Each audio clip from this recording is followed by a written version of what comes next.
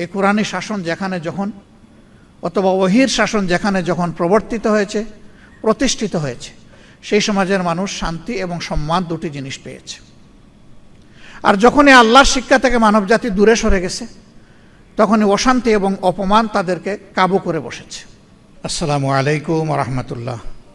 প্রিয় সম্মানিত সুধী মণ্ডলী, বাংলাদেশ পৃথিবীর 8ম জনবহুল দেশ। বাংলাদেশের সভ্যতা, সংস্কৃতি, দিন এবং ধর্মের বিবেচনায় এদেশের 90% মানুষ হচ্ছেন মুসলমান। বাকি 10% মধ্যে রয়েছেন হিন্দু, বৌদ্ধ এবং খ্রিস্টান জনগোষ্ঠী। এই নিয়ে আমাদের প্রিয় বাংলাদেশ, যেখানে 90% মানুষ মুসলমান, স্বাভাবিকভাবেই এখানে ইসলামী আখলাকের প্রতিফলন ঘটবে, সেটাই তো হওয়ার কথা ছিল। কিন্তু আমাদের প্রধান আলোচক আজকে বলে গেলেন, আমরা দুনিয়া একটা অপমানিত, অবহেলিত, উপেক্ষিত জাতি, এবং তিনি যথার্থই বলেছেন। বর্তমান বিশ্বে একটা জাতির সম্মানের মানদণ্ড হচ্ছে তার ট্রাভেলিং ডকুমেন্ট বা পাসপোর্ট। যে দেশের পাসপোর্ট যত বেশি শক্তিশালী ধরে নেওয়া হয়, সেই দেশের মানুষ ততটাই সভ্য এবং মানবিক। দুনিয়া এখন সবচেয়ে শক্তিশালী দেশ এই বিবেচনায় হচ্ছে আমাদের অতি নিকটের একটি দেশ, ছোট্ট একটি দেশ, যেটা সিটি স্টেট, নগর রাষ্ট্র। আমাদের 1-1.5টা উপজেলার মতো যার আয়তন, সিঙ্গাপুর। আর আমাদের তালিকা না বললেই ভালো, খুবই হতাশাজনক। এর কোনো সম্মান, উনি তো গ্রিন পাসপোর্টের কথা বলেছেন, আমি লাল পাসপোর্টের ক্ষেত্রেও তার ব্যতিক্রম দেখতে পাচ্ছি। আমি নিজেই ভুক্তভোগী। কার জন্য? নিশ্চয়ই আমাদের চারিত্রিক বৈশিষ্ট্যের জন্য। 55 বছরে দেশটি স্বাধীন হওয়ার পরে আস্তে আস্তে তো আগাবে, কিন্তু আমরা গিয়ে দাঁড়ালাম কোথায়? এই কিছুদিন আগেও এ দেশের যিনি দুর্দান্ত শাসক ছিলেন, তিনি নিজে পালিয়ে গেলেন। তিনি নিজে পালাবার আগে পরিবারের সকল আত্মীয় স্বজনকে পালানোর সুযোগ করে দিলেন। এবং তিনি যখন পালিয়ে গেলেন, এত দুর্ভাগা জাতি, জাতীয় মসজিদের ক্ষতি পর্যন্ত পালিয়ে গেলেন। তার মন্ত্রী পরিষদের সদস্যরা খালে বিলে পালানোর চেষ্টা করলেন। দুনিয়ায় মানুষের আশ্রয়ের 2টি জায়গা, অসুস্থ হলে হাসপাতাল, নির্যাতিত হলে বিচার বিভাগ। সেই বিচার বিভাগের সর্বোচ্চ স্তর হচ্ছে আপিলেট ডিভিশন। সেই ডিভিশনের একজন বিচারপতি পালাতে গিয়ে কলাপাতার উপরে ঘুমালেন। 90% মুসলমানের দেশে অমানবিকভাবে আয়নাগর তৈরি করা হলো। জুলাই জাদুঘর, স্মৃতি জাদুঘর যারা দেখেছেন, তারা তার দামি রূপটা দেখতে পাবেন। বাস্তব রূপ ছিল তার চাইতেও কঠিন। কবরের সাইজের একটা ঘর, সেই ঘরের মধ্যে তার ঘুমানো, শোয়া, বসা, নামাজ আদায় করা, গোসল, খাওয়া, সব কিছু, পেশাব পায়খানা ওইখানেই। এখান থেকে কাউকে বের হতে দেওয়া হতো না। এখানে তার দামি কিছু প্রেজেন্টেশন রাখা হয়েছে। আমি মনে করি যারা সচেতন নাগরিক, তাদের প্রত্যেকের এই জাদুঘর ভিজিট করা উচিত।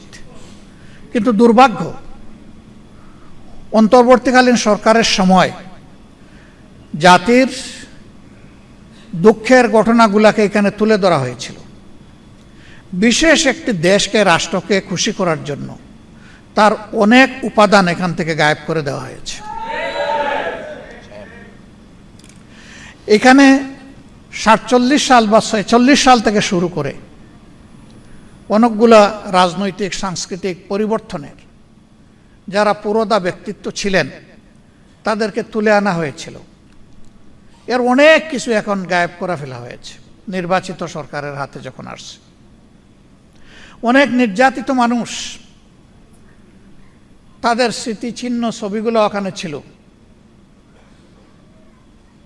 একটি নির্দিষ্ট দলের লোকদের স্মৃতি রেখে বাকিগুলা গায়েব করে ফেলা হয়েছে। আপনারা সেই সময় ইসলামী ছাত্র শিবিরের কেন্দ্রীয় সভাপতি দেলাওয়ার হোসেনের কথা জানেন, যে প্রায় 200 দিন যাকে রিমান্ডে নেওয়া হয়েছিল, তার উপর কি না অত্যাচার করা হয়েছে। আমাদের প্রয়াত প্রধানমন্ত্রী বেগম খালেদা জিয়া তার নাম নিয়ে আক্ষেপ করেছিলেন, তার একটা স্মৃতি ছিল, এটা গায়েব করে ফেলা হয়েছে। সীমান্তে ফেলানিকে অমানবিকভাবে ঝুলিয়ে হত্যা করা হয়েছিল, ওই স্মৃতিটা গায়েব করে ফেলা হয়েছে। এটি ভালো লক্ষণ নয়। ক্ষমতায় যারা আসে আইসেই বলে ইতিহাস বিকৃতি করা হয়েছে, কিন্তু এ পর্যন্ত বাংলাদেশের ইতিহাস বলে সবাই ইতিহাস বিকৃতির নায়ক ছিল। এই অপকর্ম থেকে কেউ বের হতে পারেনি। একটা মুসলমানের দেশে চিন্তা করা যায় যে মানুষকে ধরে নিয়ে গায়েব করা হবে বছরের পর বছর, তিনি নিজেও জানবেন না কোথায় আছেন, আপনজন জানবেন না তিনি বেঁচে আছেন কিনা।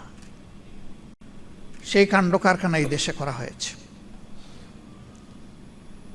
এরা এতটাই অপরাধী ছিল যে দেশের বুকে তারা স্থির থাকার সাহস করতে পারেনি। এই জন্যই তো তারা পালিয়ে গেছে।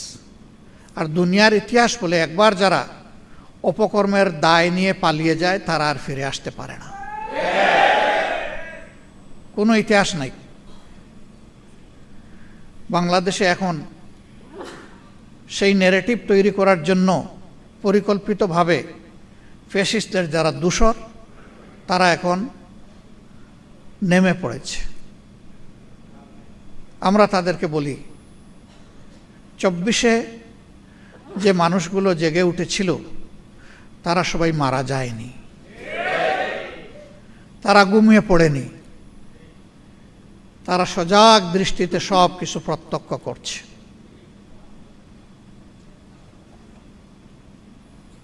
মূল যুদ্ধের আগে বাহিনী তৈরি হয়, তাদের কসরত করতে হয়, রিহার্সেল দিতে হয়। এরা যেন 24-কে ফাইনাল যুদ্ধ মনে না করে, এটা ছিল ফাইনাল যুদ্ধের রিহার্সাল। কারণ 24-এর পরে আমরা মনে করেছিলাম ফেসিবাদের যে পঙ্কিলতা, যে ময়লা, যে আবর্জনা যুগ যুগ ধরে তৈরি হয়েছিল তা এখন পরিষ্কার হয়ে যাবে। কিন্তু আমরা কি দেখতে পাচ্ছি? আসলেই কি কিছু পরিষ্কার হয়েছে? বরঞ্চ আবর্জনার কলেবর আরও বৃদ্ধি পাচ্ছে। ফেসিবাদ কোনো নির্দিষ্ট দলের সাথে যায় না। ফেসিবাদ একটা সংক্রামক ব্যাধি, এটা এক জায়গা থেকে আরেক জায়গায় সংক্রমিত হয়। এই ভাইরাস যার উপরেই ভর করবে সেই ফেসিবাদী। নির্দিষ্ট কোনো দল এর জন্য মার্কা মারা হবে না। আমরা অবাক বিস্ময়ে দেখলাম 15.5 বছর সবাই যারা আমরা নির্যাতিত ছিলাম তারাই বর্তমান পার্লামেন্টে এখন আছে। একটা অংশ সরকারি দলে, আরেকটা অংশ বিরোধী দলে। একটা দেশ পরিচালনার দায়িত্ব সরকারের, বিরোধী দলের নয়। বিরোধী দলের দায়িত্ব হচ্ছে সরকার ভালো করলে তাকে সহযোগিতা করা, সমর্থন করা। আর সরকার যদি কোনো অন্যায় করে, জনগণের কোনো অধিকার হরণ করে, অথবা যদি খারাপ পথে হাঁটে, তাহলে সরকারকে বাধা দেওয়া, প্রতিবাদ করা। আমরা দেখতে পাচ্ছি 15 বছরের ফেসিবাদী সরকার যে রাস্তায় হেঁটেছে, বর্তমান সরকার সেই রাস্তা ধরেই হাঁটছে। এই রাস্তা পরিবর্তন করতে হবে। এই রাস্তা ফেসিবাদের রাস্তা, এই রাস্তা আয়নাগরের রাস্তা, এই রাস্তা অসংখ্য মানুষকে বিনা বিচারে খুন করার রাস্তা, এই রাস্তা শাপলা চত্বরে আলিম উলামার উপর হায়নার মতো ঝাঁপিয়ে পড়ার রাস্তা। এই রাস্তা বাংলাদেশের মানুষ এই রাস্তায় কাউকে চলতে দেবে না। সুতরাং বিরত থাকুন। আজকের প্রতিপাদ্য বিষয় আলোচনার রাষ্ট্র সংস্কারে মহানবী সাল্লাল্লাহু আলাইহি ওয়াসাল্লামের নীতি ও আদর্শ। এই আদর্শ রাসূল করিম সাল্লাল্লাহু আলাইহি ওয়াসাল্লামের নিজের তৈরি নয়, এই আদর্শ সিলেক্ট করে দিয়েছেন, তৈরি করে দিয়েছেন স্বয়ং আমাদের স্রষ্টা আল্লাহ রাব্বুল আলামিন। আল্লাহ রসুল নিজেই বলেছেন, আনা বাশারুম মিসলুকুম, আমি মানুষের মতোই একজন মানুষ, তবে হ্যাঁ আমাদের মতো মানুষ না, উনি সকলের মধ্যে শ্রেষ্ঠ মানুষ। তফাৎ কি? তফাৎ হচ্ছে আমার কাছে ওহী আসে আর তোমাদের কাছে আসে না। আল্লাহ যা আমাকে হুকুম করেন আমি তাই মানি, এর বাইরে আমি কিছু করি না। অতএব হেরা গুহার প্রথম দিনের দাওয়াত বুকে নিয়ে ওহীর সেই অংশটা, সূরা আল আলাকের এই অংশটা বুকে ধারণ করে তিনি যে ওই হেরা গুহা থেকে জবলে নূরে নেমে এসেছিলেন, ইন্তেকালের আগে তার প্রিয় গুহায় আরেকটি বার তিনি ফিরে যেতে পারেন নাই। কেন পারেন নাই? তখন থেকে তার উপর একটার পর একটা আল্লাহ তাআলার পক্ষ থেকে দায়িত্ব আসতে থাকলো, তিনি কিভাবে এই সমাজকে বদলাবেন। কোন সমাজ? যেই সমাজটি মানুষকে মানুষের স্তরে রাখে নাই, পশুর চাইতে আরো নিকৃষ্ট স্তরে নিয়ে গিয়েছিল। দুনিয়ার পবিত্রতম জায়গা খানায়ে কাবা, যেটাকে বাইতুল আতিক বলা হয়েছে, আল্লাহর জন্য নির্ধারিত সর্বপ্রাচীন ঘর, এই গড়টাকেও তারা অপমানিত করেছে। উলঙ্গ মানুষ, নারী পুরুষ ঘোরাফেরা করত, আর সেইটাকে আবার ইবাদতের নামে চালিয়েও দিত। মূর্তি দিয়ে ঠাসা ঠাসা করে রেখেছিল। তাওহীদের আওয়াজ সেখানে বুলন্দ করার পরিবেশ ছিল না, শেষ করে দেওয়া হয়েছিল। নারী জাতিকে মানুষ গণ্য করা হতো না। যারা কালো তাদের কোনো মর্যাদা ছিল না। যারা দাস তাদেরকে পশুর চাইতে আরো নিকৃষ্ট স্তরে বিবেচনা করা হতো। মদ, জুয়া সেই সমাজের অঙ্গের ভূষণ ছিল। নিরাপত্তা বলে কোনো জিনিস ছিল না। মানুষের রক্ত সেখানে মানুষের জন্য হালাল ছিল। যার গায়ে বল আছে সে দুর্বলের উপর যে কোনো সময় ঝাঁপিয়ে পড়তে পারবে, কোনো বাধা নাই। সেই রকম একটি অসভ্য, উচ্ছৃঙ্খল সমাজকে আল্লাহ তাআলা তার প্রিয় নবীর সোহবতে এবং তার হেদায়েতের মাধ্যমে দুনিয়ার সবচাইতে সভ্য জাতিতে পরিণত করেছিলেন। হযরতে উমরের মতো মানুষ, তিনি বের হয়েছিলেন আল্লাহ রসুলকে হত্যা করার জন্য। সেই হত্যাকারীকে আল্লাহ তাআলা ওই সফরে হেদায়েত দিয়ে দুনিয়ার একজন শ্রেষ্ঠ মানুষে পরিণত করলেন। কোরআন শুধু মুসলমানের জন্য নয়, কোরআন শুধু মানব জাতির জন্যও নয়, কোরআন সমস্ত সৃষ্টির শৃঙ্খলা বিধানের জন্য। এই জন্য মানুষকে শুধু মানুষের উপর দায়িত্ব দিয়ে পয়দা করা হয়নি, মানুষকে পয়দা করা হয়েছে তামাম সৃষ্টির উপর শৃঙ্খলা বিধানের দায়িত্ব দিয়ে। তাই একটা অবুঝ প্রাণীর প্রতি একজন মানুষের কি আচরণ হবে সেইটাও কিন্তু আল্লাহ তাআলা শিখিয়ে দিয়েছেন, কোনো কিছু বাদ রাখেন নাই। এই কোরআনী শাসন যেখানে যখন, অথবা ওহীর শাসন যেখানে যখন প্রবর্তিত হয়েছে, প্রতিষ্ঠিত হয়েছে, সেই সমাজের মানুষ শান্তি এবং সম্মান দুটি জিনিস পেয়েছে। আর যখনই আল্লাহর শিক্ষা থেকে মানবজাতি দূরে সরে গেছে, তখনই অশান্তি এবং অপমান তাদেরকে কাবু করে বসেছে। আজকে বাংলাদেশ সহ বিশ্বের অবস্থা এমনই। সম্মানিত ভাই ও বন্ধুগণ, এখানে যে সংস্কারের উপস্থাপনা করা হয়েছে এটি হচ্ছে পূর্ণাঙ্গ সংস্থা, এটা আংশিক নয়, যেটার মাধ্যমে মানবজাতির মানবজগতের আমূল পরিবর্তন ঘটবে। রাসূলুল্লাহ সাল্লাল্লাহু আলাইহি সাল্লামের আন্দোলনটা ছিল মূলত সাংস্কৃতিক আন্দোলন, অপসংস্কৃতিকে বদলে দেওয়ার আন্দোলন। যে মায়ের জাতিকে মানুষ গণ্য করা হতো না, সেই মায়ের জাতিকে বসানো হয়েছে মায়ের সম্মানে। পিতার চাইতে 3 গুণ বেশি সম্মান দেওয়া হয়েছে তাদের। আজকের ঘোষক যখন বিজয়ী 2 জনের নাম ঘোষণা করছিলেন, প্রথম জন মুশফিকা সালসাবিল,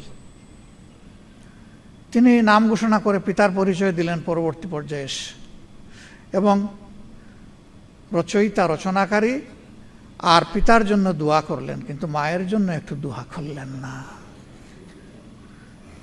এই মা তো এই মেয়েটাকে তার গর্ভে ধারণ করেছেন, এই মাই বুকের দুধ দিয়ে তাকে বড় করেছেন, এই মাই তাকে বিকশিত হওয়ার মানুষ হওয়ার জন্য সবচেয়ে বেশি দায়িত্ব পালন করেছে।